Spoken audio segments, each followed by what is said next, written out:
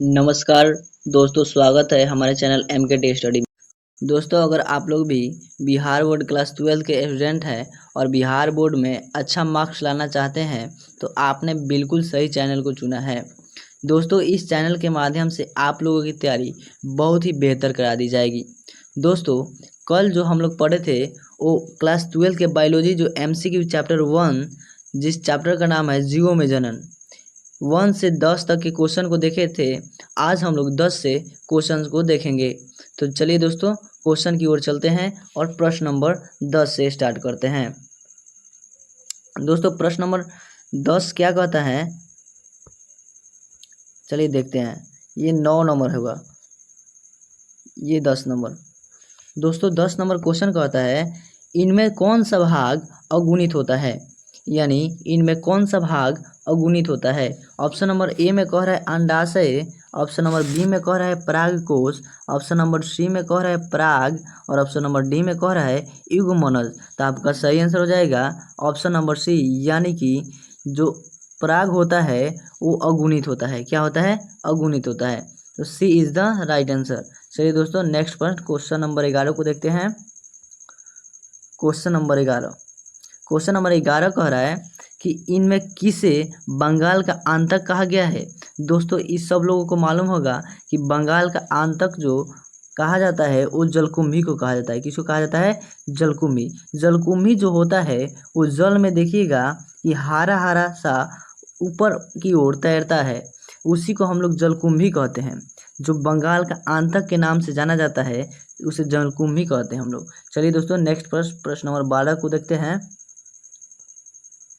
प्रश्न नंबर 12 कह रहा है, इनमें कौन सा ठहरे हुए पानी में उगकर ऑक्सीजन खींच लेता है, यानी कौन है जो ठहरे हुए पानी में उगकर ऑक्सीजन खींच लेता है। ऑप्शन नंबर ए में कह रहा है कि जलकुंभी होता है, ऑप्शन नंबर बी में कह रहा है कि हाइड्रीला होता है और ऑप्शन नंबर सी में कह रहा है कि कमल होता है और ऑप्शन नंबर डी में कह रहा है कि धान होता है। तो आपका सही आंसर हो जाएगा ऑप्शन नंबर ए, यानी कि जलकुंभी जो होता है वो पानी के ऊपर उगकर ऑक्सीजन को खींच लेता है। कौन खींचता है? तो जलकुंभी। Option number A is the right answer. चलिए दोस्तों, नेक्स्ट प्रश्न को देखते हैं। प्रश्न नंबर 13 कह रहा है कि जब नर और मादा गैमीट में युग्मनन होता है तब यह क्या कहलाता है। ऑप्शन नंबर ए कह रहा है कि अलैंगिक जनन कहलाता है, ऑप्शन नंबर बी कह रहा है कि लैंगिक जनन कहलाता है और ऑप्शन नंबर सी कह रहा है कि कायिक प्रवर्धन कहलाता है और ऑप्शन नंबर डी कह रहा है कि मुकुलन कहलाता है। तो आपका सही आंसर हो जाएगा ऑप्शन नंबर बी, यानी कि लैंगिक जनन कहलाता है। क्या कहलाता है? तो लैंगिक जनन। Option number B is the right answer. चलिए दोस्तों, नेक्स्ट प्रश्न क्वेश्चन नंबर 14 को देखते हैं। क्वेश्चन नंबर 14 कहता है कि मध्य चक्र जो होता है वो पाई जाता है, यानी ऑप्शन नंबर ए में कह रहा है गाय में पाया जाता है, ऑप्शन नंबर बी में कह रहा है भेड़ में पाया जाता है, ऑप्शन नंबर सी में कह रहा है कि कुत्ता में पाया जाता है और ऑप्शन नंबर डी कह रहा है कि इन सभी में पाया जाता है। यानी कि मध्य चक्र जो होता है वो किस में पाया जाता है? तो गाय में भी पाया जाता है, भेड़ में भी पाया जाता है और कुत्ता में भी पाया जाता है। तो आपका सही आंसर हो जाएगा इनमें से सभी, यानी कि D is the right answer. चलिए दोस्तों, नेक्स्ट प्रश्न को देख रहे हैं। प्रश्न नंबर 15 कह रहा है कि उच्च श्रेणी के पौधों में निषेचन होता है। उच्च श्रेणी के पौधों में निषेचन कैसे होता है। ऑप्शन नंबर ए में कह रहा है कि बाह्य से होता है, ऑप्शन नंबर बी में कह रहा है कि आंतरिक के द्वारा होता है, ऑप्शन नंबर सी में कह रहा है कि जल में होता है और ऑप्शन नंबर डी में कह रहा है कि हवा में होता है। तो आपका सही आंसर हो जाएगा ऑप्शन नंबर बी, यानी कि आंतरिक में होता है। Option number B is the right answer. B for Bombay is the right answer. चलिए दोस्तों, नेक्स्ट प्रश्न नंबर 16 को देखते हैं। प्रश्न नंबर 16 कहता है कि सलकंद का उदाहरण क्या है, यानी सलकंद जो है उसका उदाहरण क्या है। ऑप्शन नंबर ए में कह रहा है अदरक है, ऑप्शन नंबर बी में कह रहा है कि दूब घास है और ऑप्शन नंबर सी में कह रहा है कि प्याज है और ऑप्शन नंबर डी में कह रहा है कि आलू है। तो आपका सही आंसर हो जाएगा ऑप्शन नंबर सी, यानी कि प्याज जो है वो सलकंद का उदाहरण है। क्या है? प्याज। Option number C for cat is the right answer.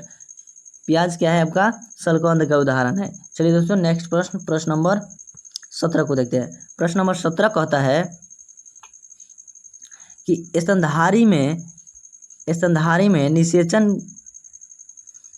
कहाँ से होता है? ऑप्शन नंबर ए में कह रहा है अंडाशय से होता है। ऑप्शन नंबर बी में कह रहा है वासीय भाग से होता है। ऑप्शन नंबर सी में कह रहा है कि गर्भाशय से होता है। और ऑप्शन नंबर डी कहता है कि फ्लोपियन नली से होता है। तो आपका सही आंसर हो जाएगा ऑप्शन नंबर डी, यानी कि फ्लोपियन नली से जो होता है वो स्तनधारियों में निषेचन होता है।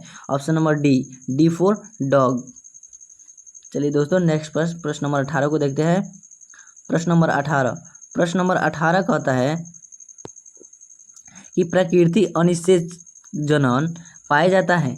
प्राकृतिक अनिषेक जनन पाया जाता है। ऑप्शन नंबर ए में कह रहा है कि मक्खी में पाया जाता है। ऑप्शन नंबर बी में कह रहा है कि मधुमक्खी में पाया जाता है। ऑप्शन नंबर सी में कह रहा है कि मच्छर में पाया जाता है। और ऑप्शन नंबर डी में कह रहा है कि इन सभी में पाया जाता है। तो आपका सही आंसर हो जाएगा ऑप्शन नंबर बी, यानी कि मधुमक्खी में जो होता है वो अनिषेक जनन पाया जाता है। B for boy. चलिए दोस्तों नेक्स्ट प्रश्न नंबर 21 को देखते हैं। प्रश्न नंबर 21 कहता है कि द्विनिषेचन का परिणाम होता है, यानी द्विनिषेचन जो होता है उसके फलस्वरूप उसका परिणाम क्या होता है। ऑप्शन नंबर ए में कहता है कि बीजपत्र होता है। ऑप्शन नंबर बी में कह रहा है कि बीजांडकाय होता है।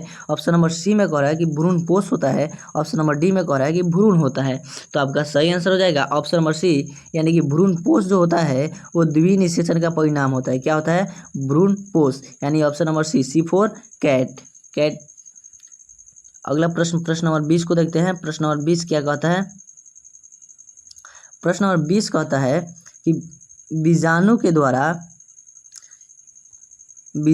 द्वारा जनन करने वाले पौधों जैसे मार्स फर्न सामान्यतः किस समूह में रखा जाता है? ऑप्शन नंबर ए में कहता है कि एस्फोराइटस में रखा जाता है। ऑप्शन नंबर बी में कह रहा है थेलोफाइटस में रखा जाता है। ऑप्शन नंबर सी में कह रहा है क्रिप्टोगेम्स में रखा जाता है। और ऑप्शन नंबर डी में कह रहा है कि ब्रायोफाइटस में रखा जाता है। तो आपका सही आंसर हो जाएगा ऑप्शन नंबर सी, यानी कि क्रिप्टोगेम्स में रखा जाता है।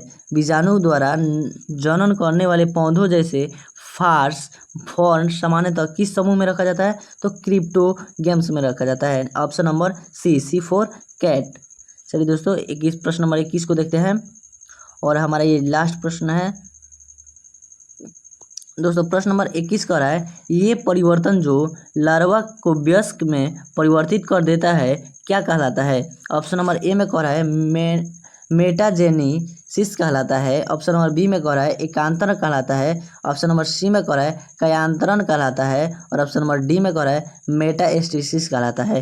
तो आपका सही आंसर हो जाएगा ऑप्शन नंबर सी, यानी कि कयांतरण कहलाता है। क्या कहलाता है? कयांतर। Option number C for cat is the right answer. चलिए दोस्तों हमारा क्वेश्चन जो है यहीं पे समाप्त होता है। आज के लिए इतना ही, फिर मिलेंगे अगले वीडियो में। तब तक के लिए धन्यवाद। दोस्तों आप लोग से एक रिक्वेस्ट है कि हमारे चैनल को ज़्यादा से ज़्यादा लाइक करें और सब्सक्राइब करें और शेयर ज़रूर करें। चलिए दोस्तों धन्यवाद, फिर मिलेंगे अगले वीडियो में।